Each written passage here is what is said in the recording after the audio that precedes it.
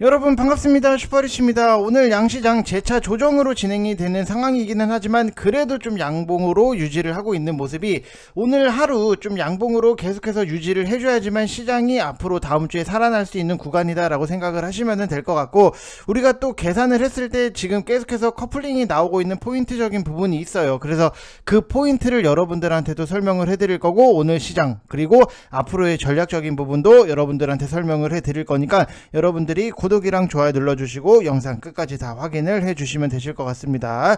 자, 그리고 우리가 좀 집중해서 봐야 되는 부분이 있어요. 우크라이나 재건 원전 관련주를 좀 생각을 해봐야 되는데, 지금 계속해서 아침에도 그렇고 뭐 러시아가 핵 얘기가 나오고 있는데, 요런 얘기가 나오면은 나올수록 계속해서 부각이 받는 종목들이 분명히 있어요. 그래서 그 종목들을 여러분들한테 설명을 해 드릴 테니까 여러분들 영상 끝까지 다 확인을 해 주시기 바랍니다. 자, 일단은 뭐 지금까지 시장 11시 30분을 지나가고 있는 부분이 있는데, 코스피도 그렇고 코스닥도 그렇고 그런 하락적인 부분이 나오고 있다라고 딱 요 정도로만 여러분들이 생각을 하시면 될 것 같고, 어제 미국 시장 같은 경우에는 다우 1%대, 나스닥 2%대 올라왔던 부분이 있고, 우리나라는 좀 보합으로 마감을 했어요. 그리고 오늘 미국 시장 같은 경우에는 다우는 마이너스 2%대, 나스닥은 마이너스 4%대, 이틀 합은 다우가 마이너스 1%, 나스닥은 마이너스 2%인데, 그러면은 현재 미국 선물 시장이 좀 반등이 나오고 있고, 계산상 오늘 시장은 많아야 2%대 하락이 맞다, 이렇게 계산적인 흐름이 맞는지에 대해서 좀 우리가 생각을 해봐야 된다라고 말씀을 드리고 싶고, 그리고 여러분들한테 항상 강조를 드렸던 게, 시장이 빠져서 우리가 걱정을 할 게 아니라 그때는 좋은 종목에 대해서 자신 있게 사야 되는 그런 시점이다라고 말씀을 드렸던 부분이 있는데, 결국에는 요런 거예요. 요런 거를 좀 먼저 말씀을 드리면은, 나노 신소재 같은 경우에도 여러분들한테 시장이 빠졌기 때문에 이런 거 그동안 비싸서 못 샀던 거에 대해서 나노 신소재를 81,900원 이하로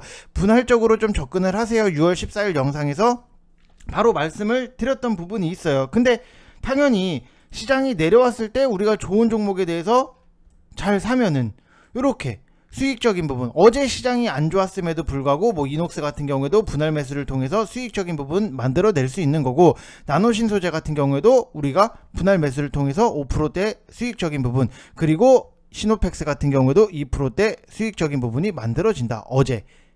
그래서 시장이 안 좋았을 때 우리가 사야 될 것들에 대해서 미리미리 좀 여러분들이 준비를 하시면은 수익적인 부분도 잘 따라올 수 있다, 이렇게 생각을 하시면 될 것 같고, 어떻게 보면은 지금 굉장히 초보자분들이 힘들어 하실 수 있는 그런 시장 중에 하나예요. 뭐가 힘드냐면은, 시장이 빠져서 무언가를 사고 싶어. 근데 또 막상 사려고 하니까 뭘 사야 될지를 모르겠다라고 하시는 분들 분명히 많이 계실 거예요. 그런 분들은 저랑 좀 같이 하시면서 좋은 종목에 대해서 좀 많이 사고 수익적인 부분도 깔끔하게 잘 내는 게 좀 중요할 수밖에 없다라고 생각을 하시면 될 것 같고, 지금 3개월 하시면은 33만원, 한 달에 11만원도 안 해요. 여러분들 요즘은 초등학교 태권도 학원도 15만원 이렇게 받는 부분이 있는데, 내가 주식을 투자를 해서 주식으로 돈을 벌겠다 라고 하면은 한 달에 11만원 정도는 여러분들이 투자를 하셔야 된다라고 말씀을 드리고 싶고, 지금 11만원의 문제가 아니라 지금 11만원을 저한테 여러분들이 투자를 하시면은 그 이상으로 충분히 다 뽑아 드릴 수 있다, 요거는 자신있게 저는 말씀을 드릴 수 있습니다.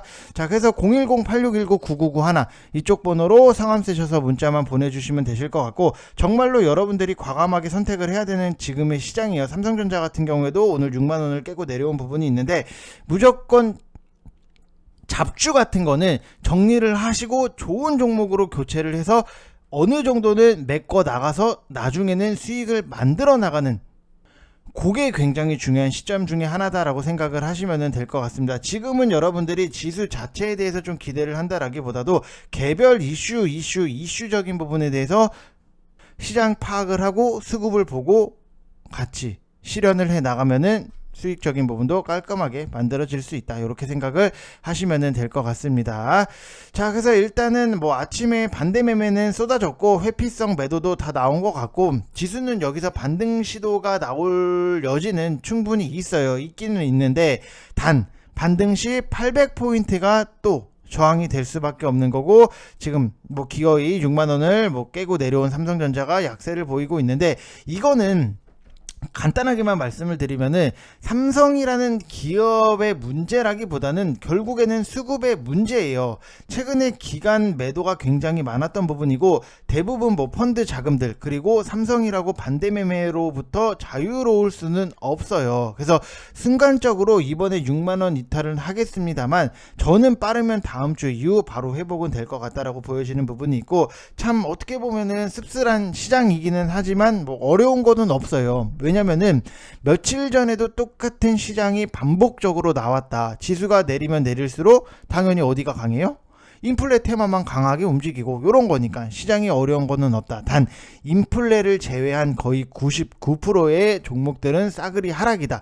요게 씁쓸한 거지, 시장이 어렵고 뭐 그런 거는 아니다라고 보시면 될 것 같고, 미국 시장도 하락으로 마감을 했어요. 근데 종료된 FOMC 회의에 대해서 어제와는 정반대의 해석이 나왔는데, 금리 인상 속도가 높아지면서 경기 침체 우려가 당연히 높아졌고, 스위스가 15년 만에 0.5%의 빅스텝 금리 인상을 단행을 했고, 영국도 5회 연속 금리 인상을 결정을 내렸던 부분, 그래서 미국에 맞춰서 글로벌 중앙은행들이 일제히 금리를 올리면서 소비 수요가 둔화가 될 수밖에 없고, 또 이걸로 당연히 또 경기 침체로 이어질다라는 우려감이 나오는 부분이고, 필수 소비재가 포함된 경기 방어주를 제외를 하면은 어제 미국 시장도 전 업종, 전 섹터에서 하락이 나왔다라고 보시면 될 것 같아요. 그래서 우리나라 시장도 어차피 미국이랑 좀 영향을 받을 수밖에 없는 부분이 있는데, FOMC에 대한 시장의 해석이 계속해서 달라지고 있고, 향후 금리 인상 경로에 대해서는 아직도 불확실성이 남아 있어요. 주식 시장에서 가장 싫어한 게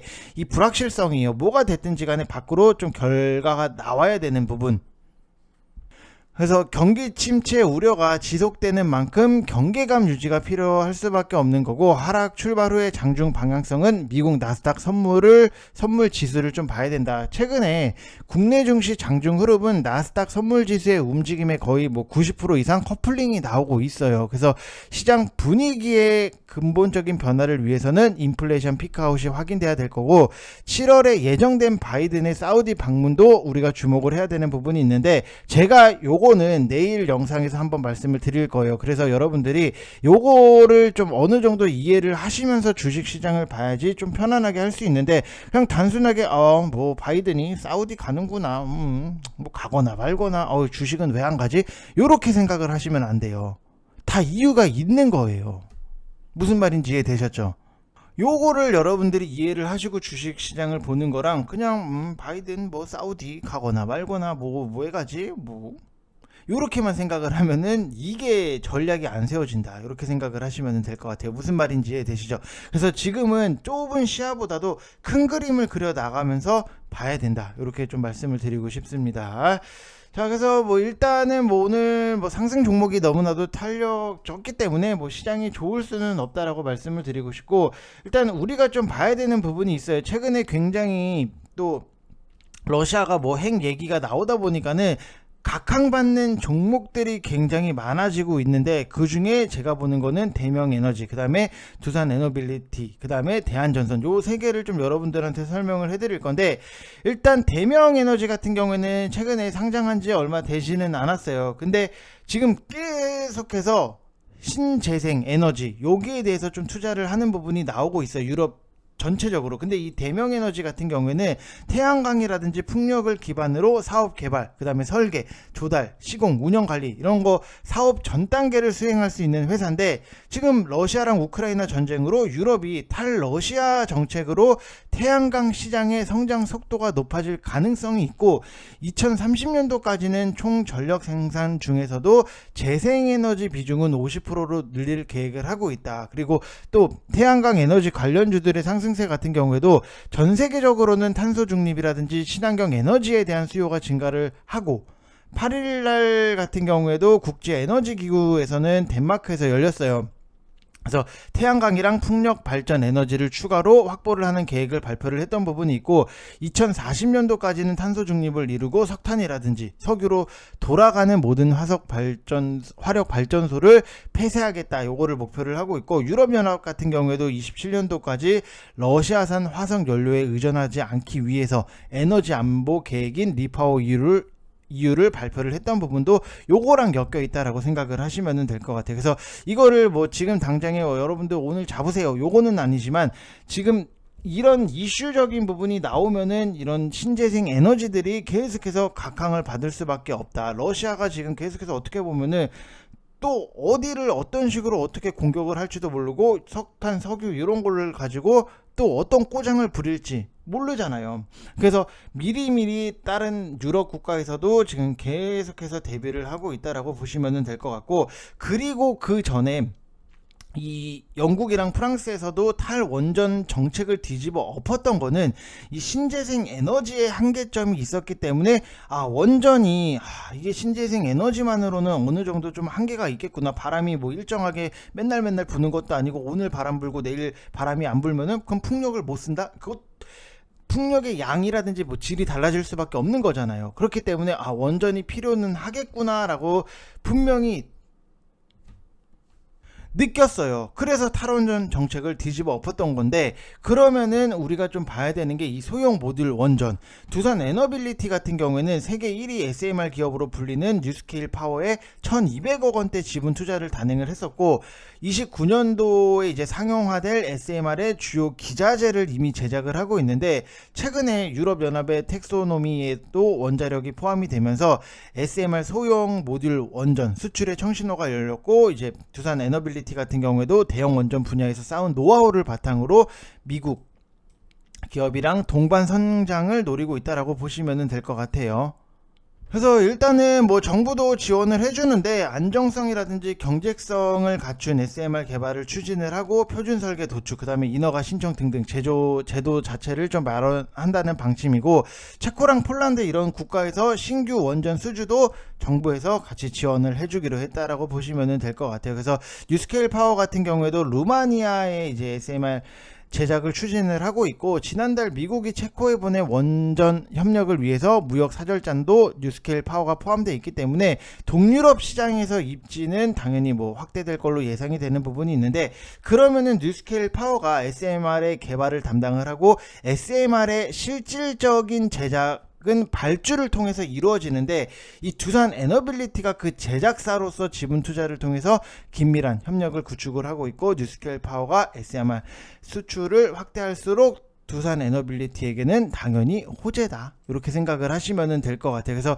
좀 어떻게 보면은 질이 다를 수는 있겠지만, 어떻게 보면 한 가족인데 마치 뭐 친척 같은 느낌, 좀 요런 느낌으로 보시면 되실 것 같고, 제가 항상 두산 에너빌리티 같은 경우에는 기다렸다가 매수를 하시라고 참 많이 말씀을 드렸던 부분이 있는데, RSI 30 이하 구간에서는 여러분들이 분할적으로 좀 소량 접근을 하셔도 무방하다, 이렇게 말씀을 드리고 싶어요. 결국에는 RSI 30 이하라는 거는 바닥권까지 내려왔다라고 하는 부분이 있기 때문에 여러분들이 보시면 되실 것 같고, 일단은 제가 여러분들한테 대한전선도 같이 좀 설명을 드릴 건데, 요거는 차트를 보면서 우리가 설명을 드려야 돼요. 왜냐면은 자, 이만큼에서 여기까지 올렸던 부분이 있고, 또 여기서 단기 박스를 만들고 여기서 올렸던 부분이 있고, 또 여기서 단기 박스를 만들고 여기서 좀 올렸던 부분이 있는데, 최근에 시장이 안 좋다 보니까는 좀 2,000원을 지지 라인으로 보고 우리가 좀 정리를 하자라고 말씀을 드렸던 부분이 있어요.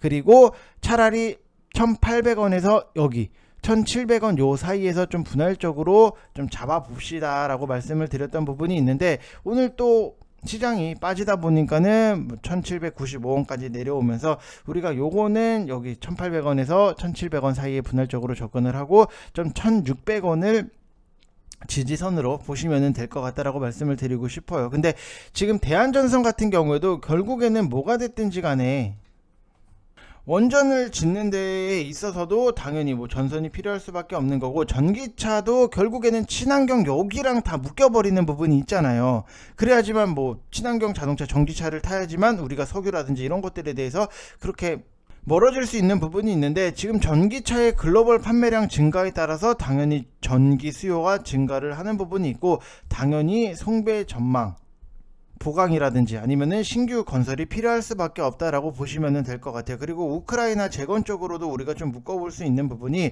결국에는 뭐를 짓건 뭐 전기를 흐르게 하든 뭐를 하든지 간에 이 전선이 빠질 수는 없어요. 당연히 뭐 굴착기로 뭐 땅을 다지고 뭐 이런 것도 있지만 그 이후에는 전선을 깔면서 무언가를 삶의 질을 좀 높일 수 있는 재건적인 사업이 들어가야 되는 부분이 있기 때문에 아직까지는 뭐 전쟁이 끝난 부분은 아니에요. 뭐 전쟁이 어떤 식으로 진행이 될지는 모르겠지만 전쟁이 끝나면은 당연히 재건 사업을 해야 되는 부분이 있기 때문에 그러면은 거기서 같이 좀 수혜를 받을 수 있는 부분이 있어요. 근데 전쟁이 좀 빨리 끝났으면 좋겠는데 이게 언제 끝날지에 대해서 우리가 예상을 할 수 있는 부분이 아니기 때문에 좀 천천히 기다려서 보시면은 좋은 결과 나올 수 있다라고 말씀을 드리고 싶습니다. 자, 이번 영상 여기서 마치겠습니다. 감사합니다.